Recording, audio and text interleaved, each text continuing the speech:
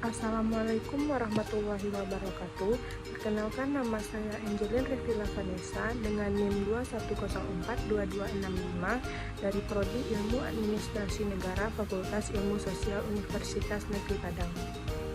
Baiklah, di sini saya akan mempresentasikan hasil laporan kuliah kerja lapangan saya pada mata kuliah Administrasi Kependudukan dan Lingkungan Hidup dengan dosen pengampu Bapak Aidil Mubarak SIP MSI. Baiklah, di sini laporan kuliah kerja lapangan saya berjudul Corporate Social Responsibility di PT Telekomunikasi Indonesia atau tanggung jawab perusahaan di PT Telekomunikasi Indonesia.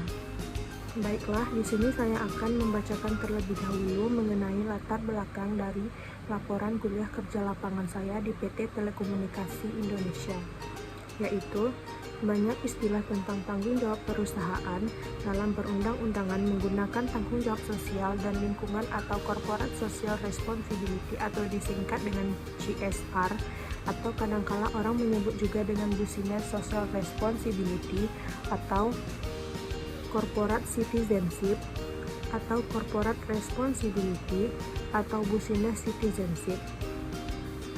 Istilah di atas sama artinya dan sering digunakan untuk merujuk pengertian CSR. CSR walau masih sangat sedikit, tapi sudah diatur secara tegas di Indonesia, yakni dalam Undang-Undang Nomor 40 Tahun 2007 tentang Perseroan Terbatas, Undang-Undang Nomor 25 Tahun 2007 tentang Penanaman Modal, dan Peraturan Menteri Negara Badan Usaha Milik Negara Nomor per 5 MDU/2007 tentang program kemitraan BUMN dengan usaha kecil dan program bina lingkungan khusus untuk perusahaan BUMN. Selanjutnya, rumusan masalah yang terdapat dalam laporan kuliah kerja lapangan saya yaitu yang pertama, apakah di PT Telekomunikasi Indonesia ini mempunyai strategi dan tanggung jawab perusahaan? Yang kedua, bagaimana cara karyawan di PT Telekomunikasi Indonesia ini terlibat dalam strategi tanggung jawab sosial perusahaan? Apakah karyawan diharuskan untuk berpartisipasi? Yang ketiga, apakah strategi tanggung jawab sosial perusahaan di PT Telekomunikasi Indonesia berkembang dan beradaptasi untuk memenuhi kebutuhan baru? Dan yang keempat, bagaimana PT Telekomunikasi Indonesia ini melacak atau mengukur dampak tanggung jawab sosial perusahaan di PT Telekomunikasi Indonesia tersebut. Selanjutnya, di sini saya akan menyampaikan penjelasan mengenai laporan kuliah kerja lapangan saya. Telkom telah menjalankan kebijakan dan strategi tanggung jawab sosial dan lingkungan atau disingkat dengan TJSL melalui program utama share yang sejalan dengan nilai utama GCG dan ISP 26.000 untuk mendukung pencapaian target tujuan pembangunan atau TTD dengan sebagai berikut. Yang pertama yaitu Sustaining Digital Community Education to Support Crowdsourcing Proliferation. Yang kedua, Harnessing SME Digital Transformation to Drive Economic Growth. Yang ketiga, Accelerating Synergy Initiative to Foster Smart Digital Ecosystem. Yang keempat, Revitalizing Excellent TJSL Digitalization and Analytics. Yang kelima, Enabling Strong TJSL Branding, Governance, dan Reporting Management. Konflik kerja. Menurut Stoner dan Freeman berpendapat bahwa konflik organisasi adalah ketidaksepakatan soal alokasi sumber daya, perbedaan pendapat dan persepsi mengenai tujuan, kepentingan maupun status serta nilai individu merupakan penyebab munculnya konflik. Menurut Feldman dan Arnold juga berpendapat bahwa konflik disebabkan kurangnya koordinasi kerja antar kelompok dan lemahnya sistem kontrol organisasi. Stres kerja. Menurut pendapat Siagian, stres merupakan kondisi ketegangan yang berpengaruh terhadap emosi, jalan pikiran, dan kondisi fisik seseorang. Siagian juga berpendapat bahwa sumber stres dapat digolongkan pada yang berasal dari pekerjaan dan dari luar pekerjaan seseorang. Pendekatan stres kerja dilakukan untuk mengatasi kendala yang dihadapi karyawan saat bekerja.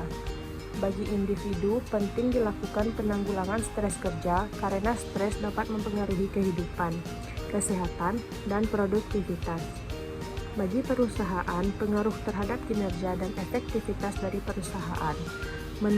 Menurut pengurangan stres dapat pada tingkat individu, perusahaan, maupun keduanya.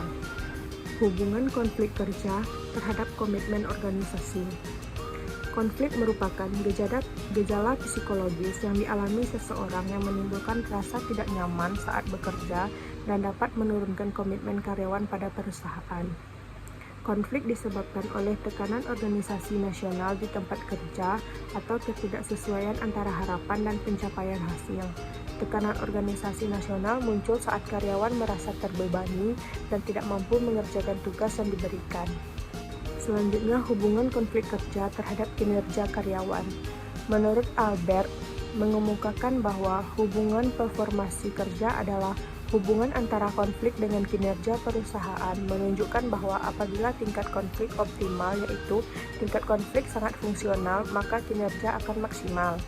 Bila konflik terlalu rendah, performasi perusahaan mengalami stagnasi atau rendah, dan perusahaan menjadi lambat dalam menyelesaikan diri dengan berbagai perkembangan lingkungan. Selanjutnya, hubungan stres kerja terhadap komitmen organisasi. Stres kerja dapat mempengaruhi tingkat komitmen organisasi nasional yang dimiliki seseorang. Fontana berpendapat bahwa dampak stres adalah organisasional problem meliputi tingkat kepuasan kerja menurun, komitmen dan realitas terhadap organisasi menurun, dan produktivitas kerja menurun, mengakibatkan tingkat absensi dan turnover meningkat. Peningkatan stres kerja menyebabkan penurunan komitmen organisasional, dan sebaliknya, semakin tinggi komitmen organisasional, karyawan akan merasa nyaman dalam bekerja sehingga dapat menekan tingkat stres kerja. Hubungan stres kerja terhadap kinerja karyawan. Stres dalam hubungannya dengan pekerjaan bisa tinggi, bisa rendah, dan dapat berpengaruh pada berbagai macam faktor.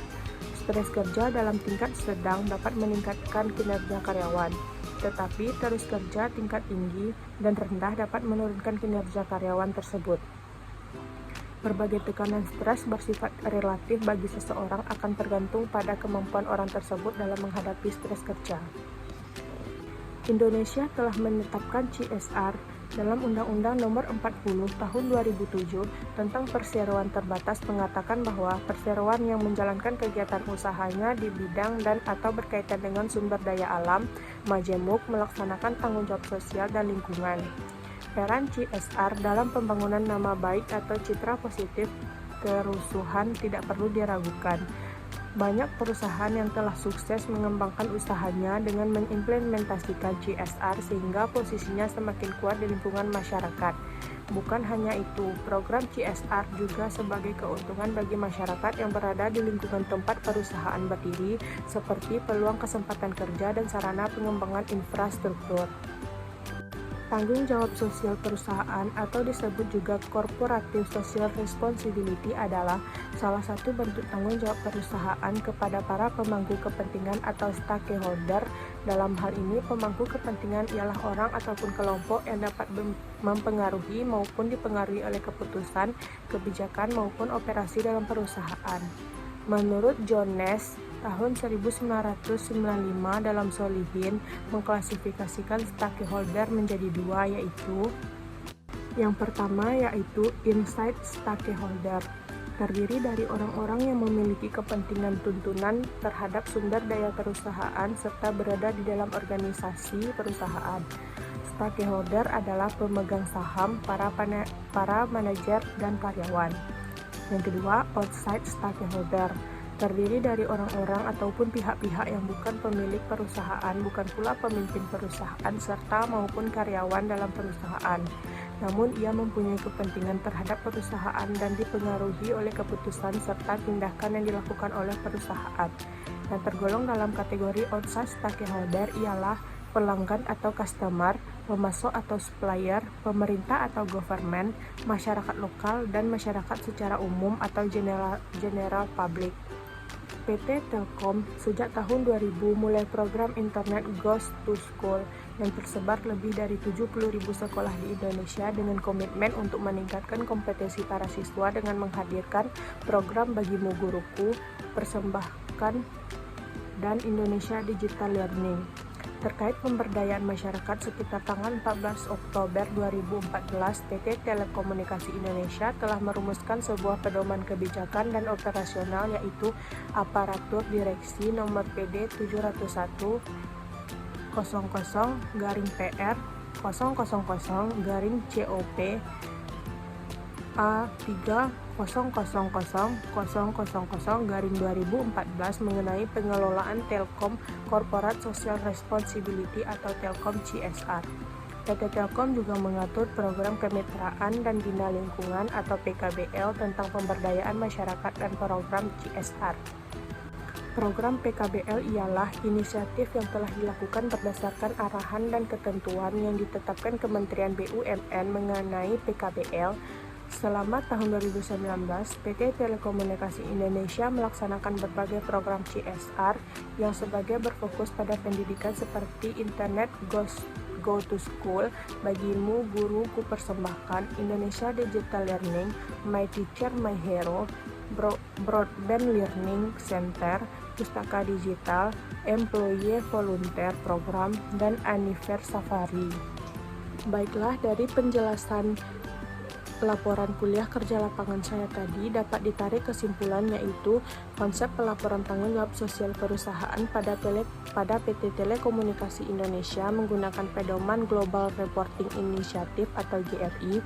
Setelah melakukan penelitian melalui observasi dan melihat dari hasil wawancara yang saya lakukan, kemudian dilihat dari rumusan masalah yang telah saya buat, maka dapat ditarik kesimpulan bahwa PT Telekomunikasi Indonesia telah melaksanakan tanggung jawab sosial perusahaan kepada customer dengan memberikan pelayanan customer service dan berbagai program menarik. Sistem customer service yang diberikan yaitu one day service untuk mencapai customer experience dengan tujuan meningkatkan kepuasan pelanggan. Sementara program yang diberikan yaitu program loyalty upgrade speed atau menambah kecepatan jaringan. Selain itu, PT Telekomunikasi Indonesia juga membantu masyarakat melalui program Telkom Peduli dengan memberikan bantuan sosial berupa sembako kepada masyarakat. Baiklah, sekian yang dapat saya sampaikan. Saya akhiri dengan Assalamualaikum warahmatullahi wabarakatuh.